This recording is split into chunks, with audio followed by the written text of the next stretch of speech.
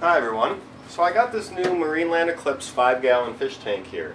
And this fish tank is very nice. It's like 30 bucks only. Comes with your filter system in the back. I can bring you up here and show it. Has your filter system here. Hard to see, it's low light. Got your bio wheel and your filter pad. And it also comes with a light built into the top. So if you buy a tank like this that already has the filter and light in there, that's kind of nice. You don't have to worry about getting other products.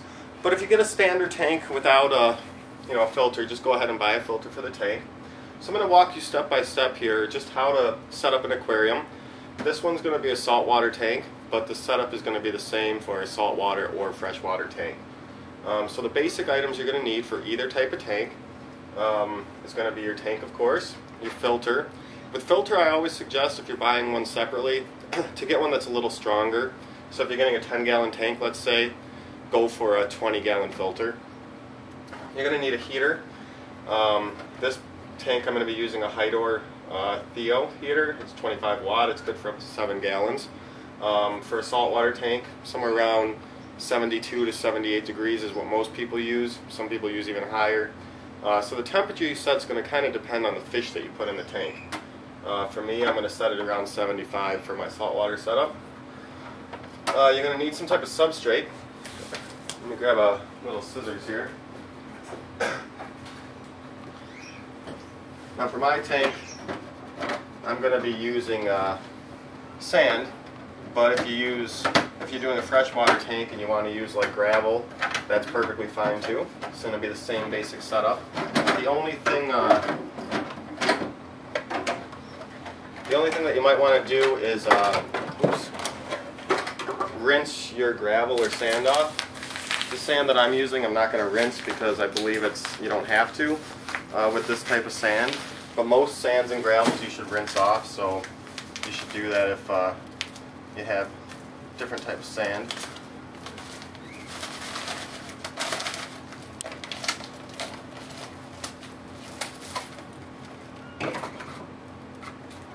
Get a little mess. So you would rinse your sand or gravel and put that in your tank first.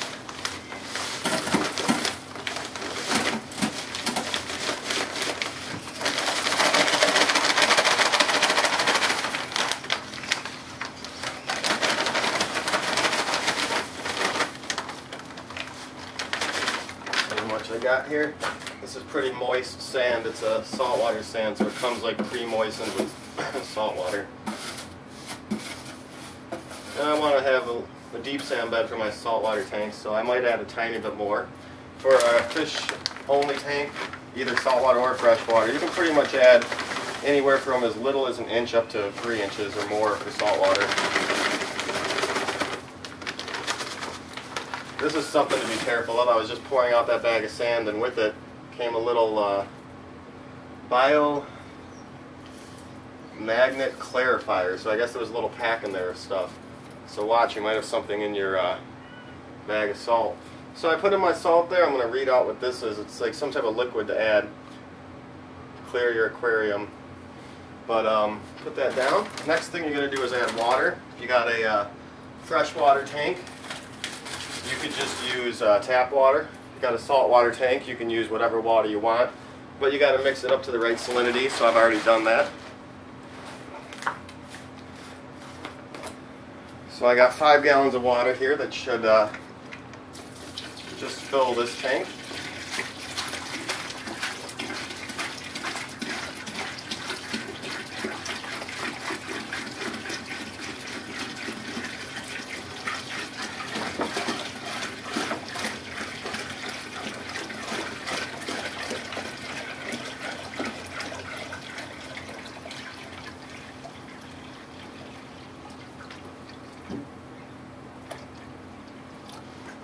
And now, you guys are probably like, whoa, the tank looks nasty, but that's okay. That's also because this is salt water with a sand base.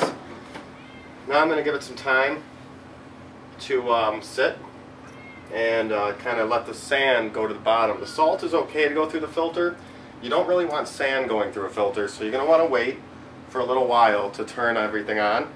If this was a freshwater tank with gravel, you'd probably be okay just to turn on the filter instantly, as long as there's not, you know, too much debris in the water.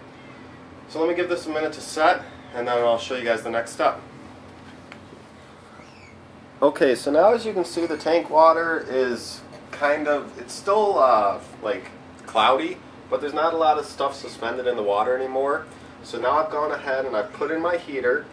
I've plugged in my heater, my filter, and my light. And I just put a thermometer in here to test my water temperature as the heater works. And as you can see, it's still cloudy, but I just turned on the filter. You pretty much just want the sand particles to be at the bottom and not getting into your filter. And now we'll let it sit, and I'll show it to you guys again once it kind of clears up, once the filter runs, and then tell you what you should do next. Alright, so here we have my tank. It's been a couple hours, and as you can see now, it's starting to clear out. I put a piece of live rock in because this is going to be a saltwater tank for me. As you can see, I got a really deep sand bed and then my rock in the tank. My heater's been in there, like I said, and my temperature is starting to go up. I'm at 73.1. I want to get around 75. So now you might think pretty soon, hey, my tank looks good, I can add in fish. That's not the case. What you should do now is wait about 2 weeks before doing anything drastic, and wait at least a week before throwing in even one fish. I'd say wait 2 weeks before throwing in any fish. What has to happen now is your tank has to cycle and start growing good bacteria, and then you can slowly start introducing fish. So one of the main things that beginners do is they throw in fish too soon.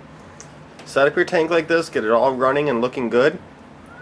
Give it between a week and 10 days at least.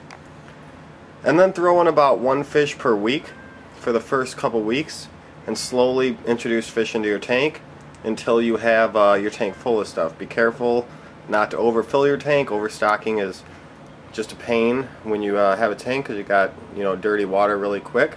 So don't overstock, and add your fish slowly. From here you'll have a nice tank.